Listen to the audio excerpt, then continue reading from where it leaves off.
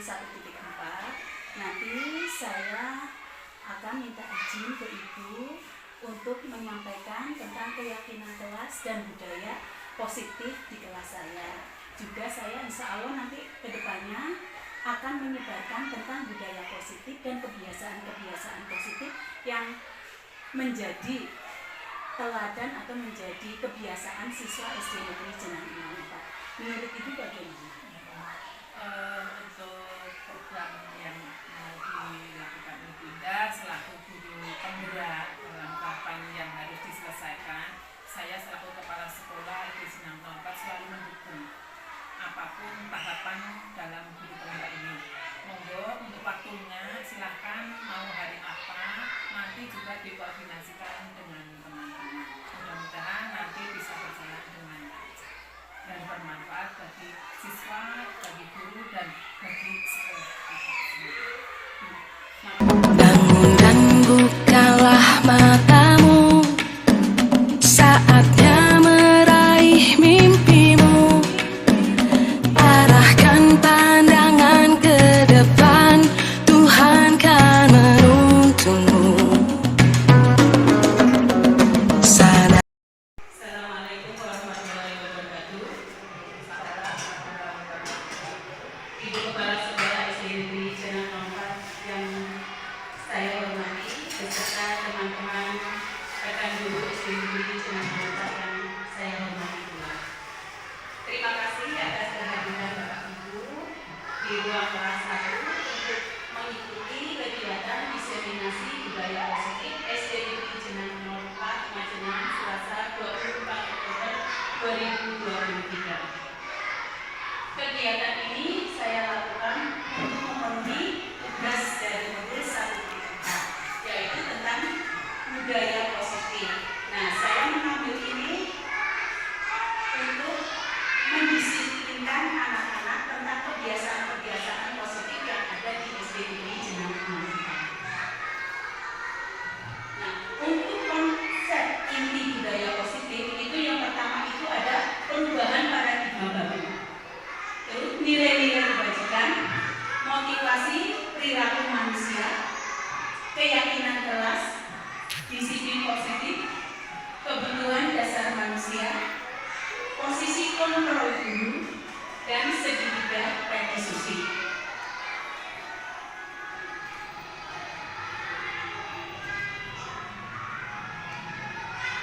Apa makna budaya positif dan apa contoh penerapan positif yang telah kita terapkan? Dalam hal ini, kegiatan-kegiatan anak yang telah kita sampaikan kepada anak untuk menjadi kebiasaan-kebiasaan mereka di sekolah ini. Nah, untuk pengertian budaya positif itu adalah nilai-nilai, keyakinan-keyakinan, dan kebiasaan-kebiasaan di sekolah yang berpihak pada murid agar murid dapat berkembang menjadi pribadi yang kritis, penuh hormat, dan bertanggung jawab.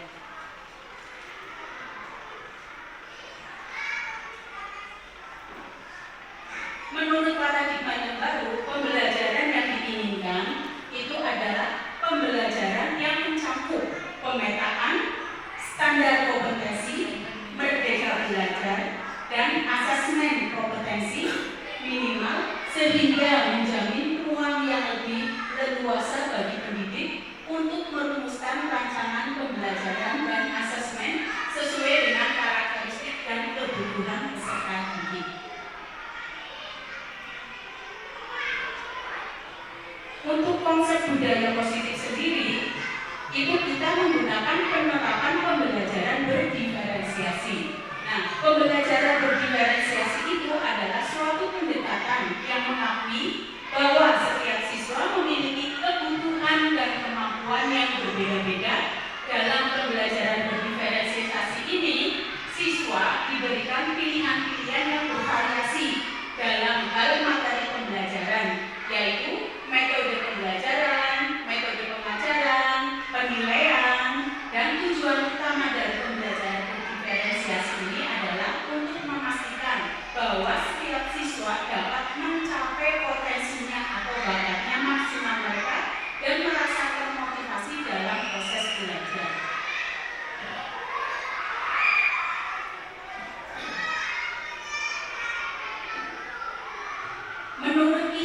Dewantoro, disiplin positif itu menyatakan bahwa untuk menciptakan siswa yang merdeka, maka syarat utama yang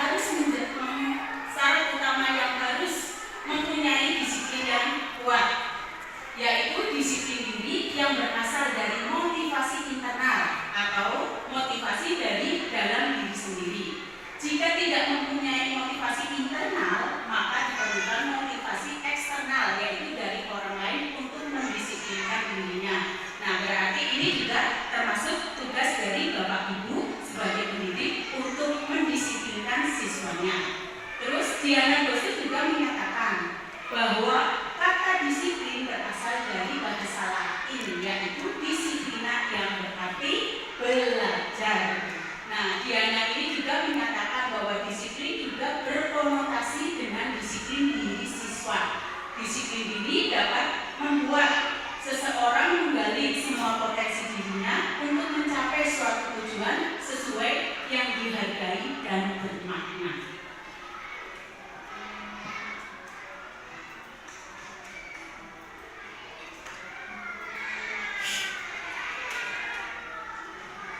Pada dasarnya, semua siswa itu pasti akan melakukan kegiatan-kegiatan yang mematuhi aturan dari peraturan yang ada di sekolah. Nah, karena siswa itu mempunyai kebutuhan dasar yang ada pada diri siswa. Nah, kebutuhan menurut Kamus Besar Bahasa Indonesia itu berarti sesuatu yang dibutuhkan, yaitu sesuatu yang dibutuhkan manusia untuk mencapai kesejahteraannya. Ya, pada dasarnya kebutuhan manusia itu berbeda-beda tergantung situasi, kondisi, serta tujuan yang hendak dicapai. Ketika manusia mendapatkan apa yang diinginkan, sebenarnya manusia tersebut itu sedang memenuhi satu atau lebih dari kebutuhannya.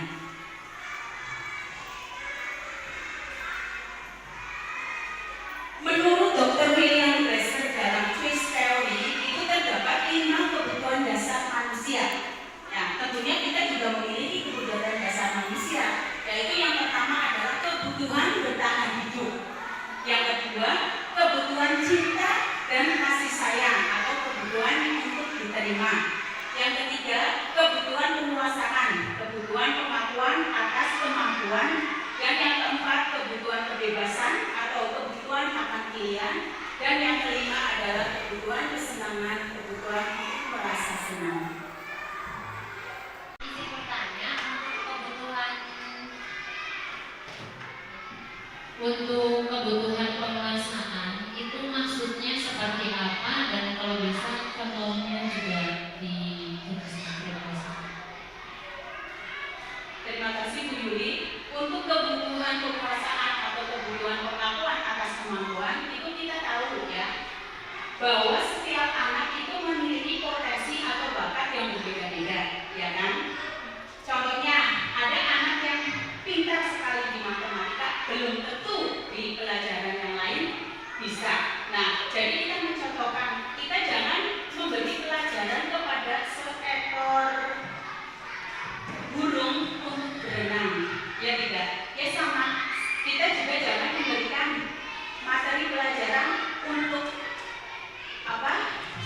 ikan agar bisa terbang. Seperti itu ibarat kata. Jadi penguasaan atau kebutuhan pengakuan itu berarti setiap anak mempunyai potensi atau bakat sendiri, dan kita sebagai guru wajib memberikan bimbingan agar bisa menggali potensi mereka sendiri. Jadi intinya kepintaran atau kecerdasan anak itu ada pada diri mereka sesuai dengan potensinya. Seperti itu Bu Yuli.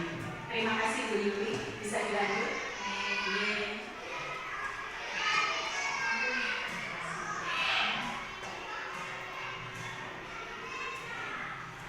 Selanjutnya itu ada 5 posisi kontrol guru. Yang pertama itu mendukung, kedua membuat rasa bersalah, ketiga teman, keempat pemantau, dan kelima manajer.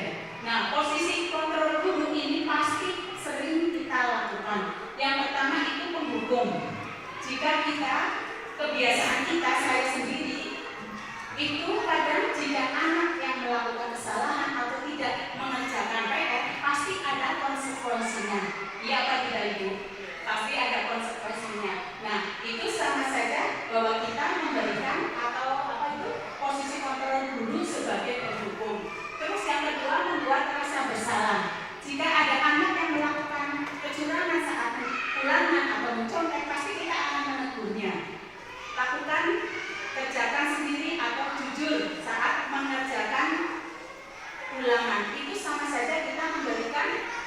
anak itu kita mengejas anak itu agar mereka merasa bersalah bahwa perbuatan yang telah dilakukan atau kami sore tadi itu merupakan perbuatan yang salah.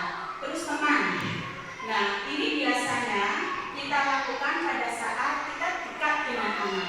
Anak pasti akan merasa bahwa guru itu sebagai ibu atau orang terdekat atau teman yang di sekolah tanpa menyamakan derajatnya, dalam artian kadang anak merasa manja kepada kita. Nah, kita itu posisinya juga sebagai teman. Selanjutnya sebagai pemantau. Ada anak yang mungkin dalam hal pembelajaran itu kurang mendapatkan nilai yang bagus, kurang memenuhi target nilainya, ataupun dia itu tidak bisa mengikuti pembelajaran, padahal kita harus naik dalam satu bab. Nah, di sini kita memberikan bimbingan secara sosial maupun secara mandiri. Nah, selama beberapa minggu kita bisa mengawasinya. Nah, ini posisi kita sebagai pemantau. Nah, untuk posisi manajer jelas kita berarti memimpin siswa-siswa kita untuk melakukan pembelajaran yang lebih baik lagi.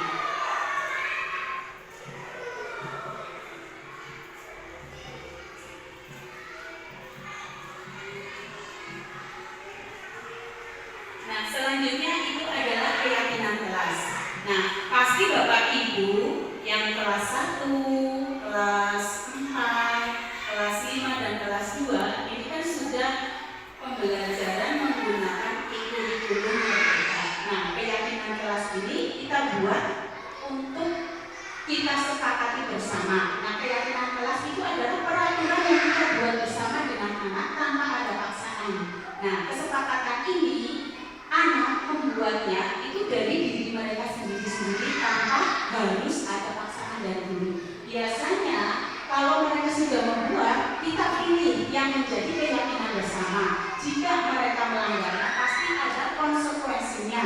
Berarti bukan hukuman, ini adalah konsekuensi karena mereka telah melanggar keyakinan kelas yang telah mereka buat.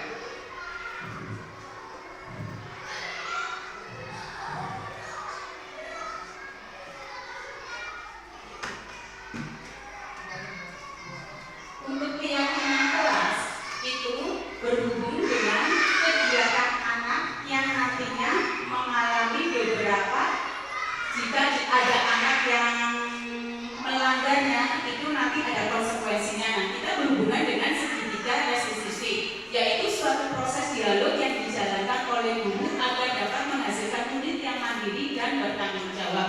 Untuk segitiga restitusi ini hubungannya itu dengan anak yang melakukan hal-hal yang kurang baik, seperti contohnya anak terlambat datang ke sekolahan. Nah, kita harus mencari sisi stabilitas identitasnya. Nah, di situ kita akan mengadakan dialog dengan anak. Selain itu juga ada yang namanya validasi.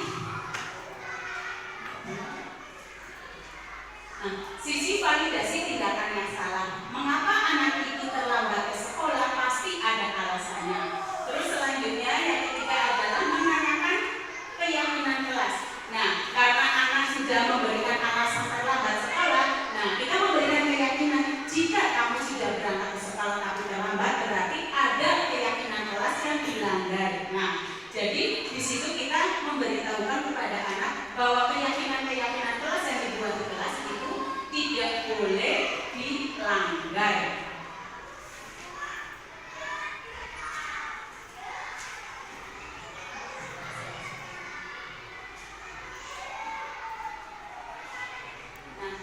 Dalam keyakinan kelas, karena itu merupakan salah satu wujud dari disiplin positif sekolah SD Negeri Jenang 04. Di situ akan merubah paradigma atau pemikiran-pemikiran kita yang tadinya kita sebagai penghukum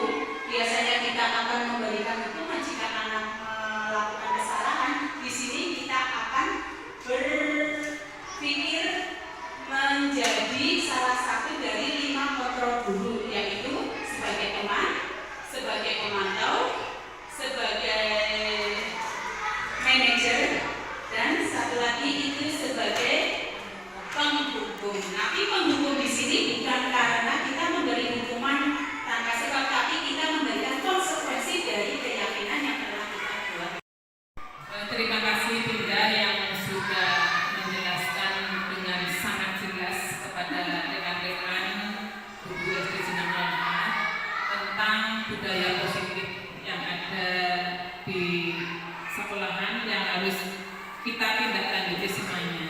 Kita sebagai guru bersama-sama, mari kita terapkan budaya positif yang sudah ada ini, kita tingkatkan lagi. Jangan sampai budaya positif dan pembiasaan-pembiasaan yang baik yang sudah berjalan ini menjadi luntur.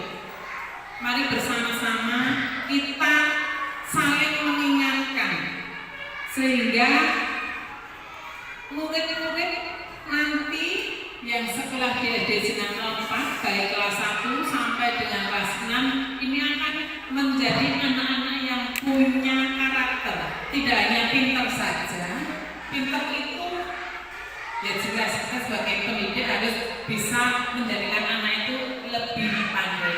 Namun jangan lupa anak pintar tapi harus tetap berkarakter dengan cara berbagai upaya menerapkan budaya positif di antaranya yaitu dengan pembiasaan-pembiasaan yang ada di kelas masing-masing.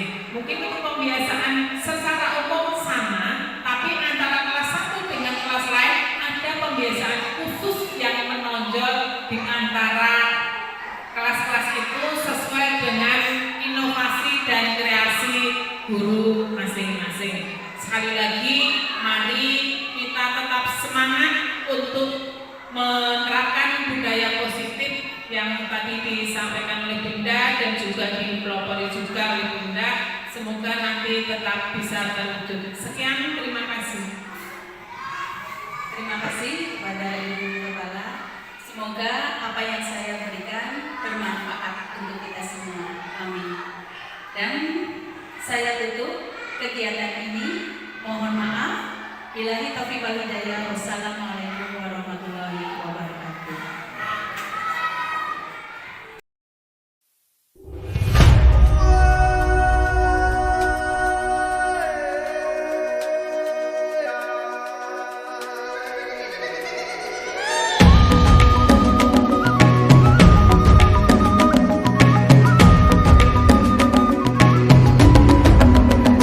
Bangun dan bukalah matamu, saatnya meraih mimpimu. Arahkan pandangan ke depan, Tuhan kan. Bismillahirrahmanirrahim. Assalamualaikum warahmatullahi wabarakatuh. Saya Kepala Sekolah SD Negeri Sinar 4 dan juga sekaligus Kepala Sekolah dari Ibu Indah Purwanti Yuliani MPD sebagai guru penggerak angkatan 9. Bu Indah ini sudah selesai melakukan aksi nyata untuk memenuhi modul 1.4 yaitu tentang budaya positif.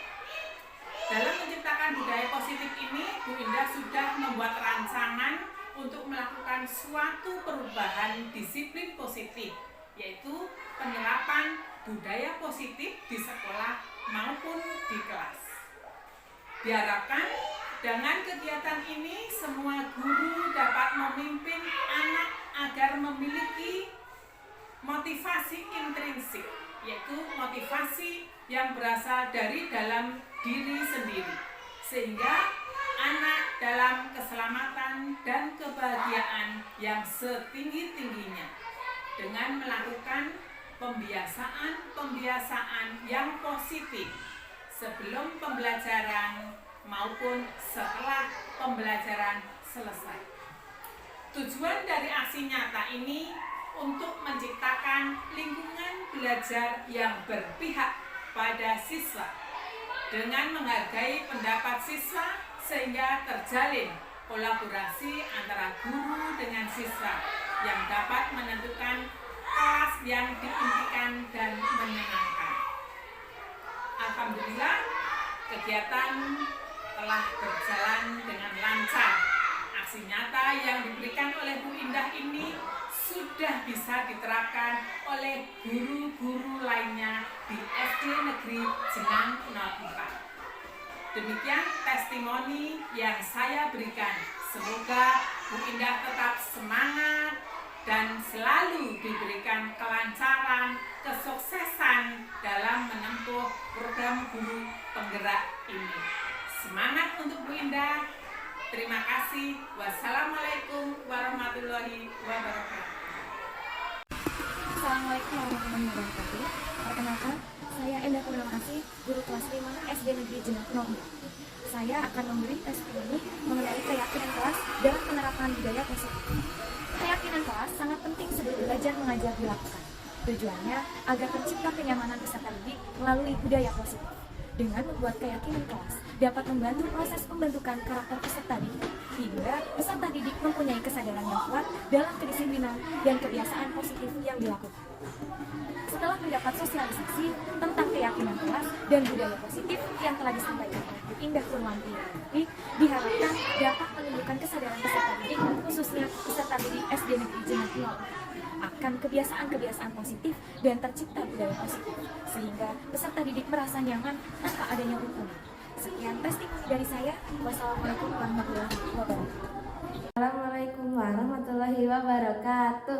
Perkenalkan, nama saya Anindya Mahya Mayaswari, kelas 6 dari SD Negeri Jenang 04. Hari ini saya belajar tentang keyakinan kelas bersama Bu Indah dalam membangun budaya positif di sekolah. Kesepakatan kelas dibuat karena keinginan siswa dan kesadaran siswa dalam mewujudkan kelas impiannya.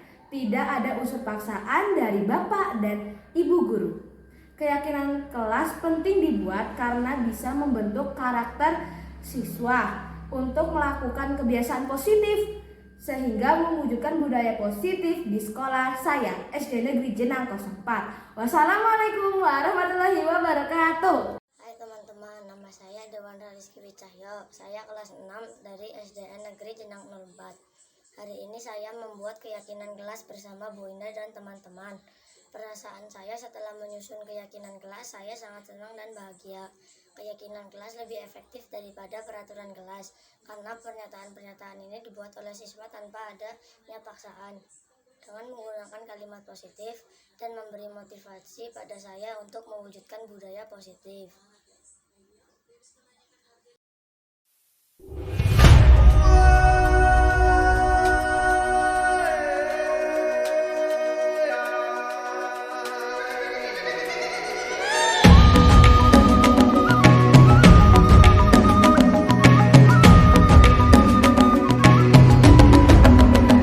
Bangun dan bukalah matamu, saatnya meraih mimpimu.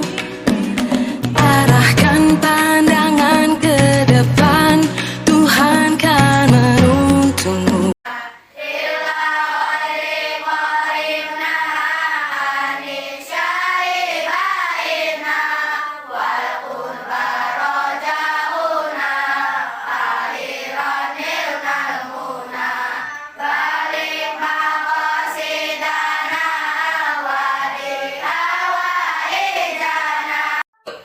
Semangat.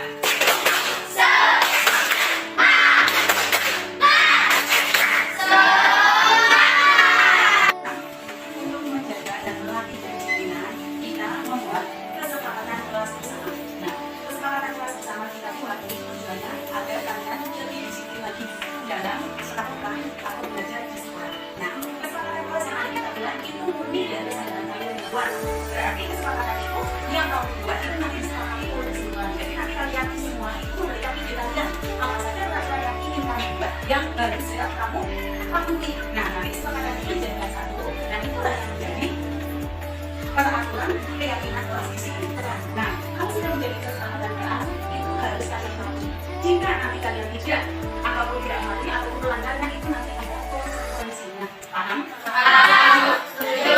Nanti bagikan kertas, tulis apa yang menjadi peraturan yang ingin kamu patuhi. Oke? Kenapa perlu memilih keyakinan kelas? Agar kita membiasakan diri untuk lebih baik lagi.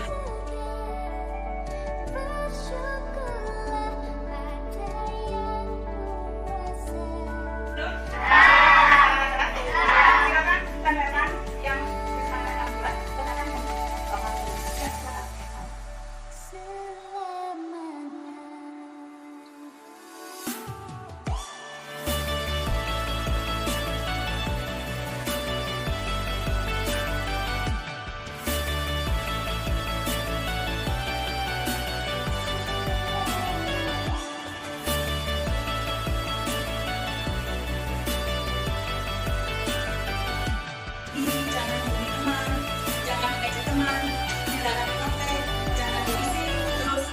mengganggu teman saat belajar.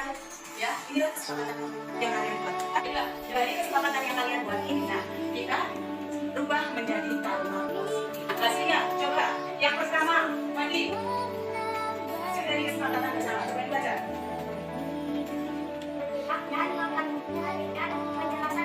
Menyimak dan memperhatikan penjelasan guru.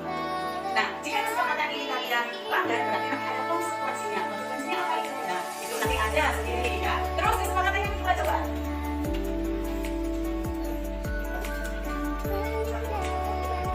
Saling menghormati dan menghargai. Ya. Terus kesepakatan kalian.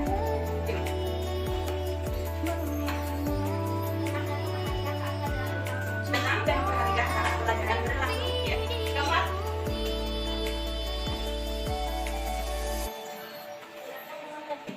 Belajar dengan tertib dan teratur ya. Kelima.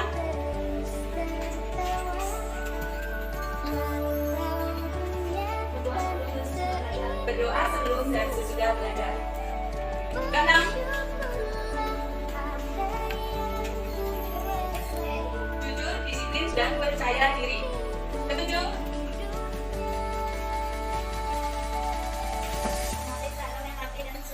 Memakai seragam yang rapi dan sesuai ketentuan ya. Delapan, yang terakhir. Menjaga kebersihan dalam lingkungan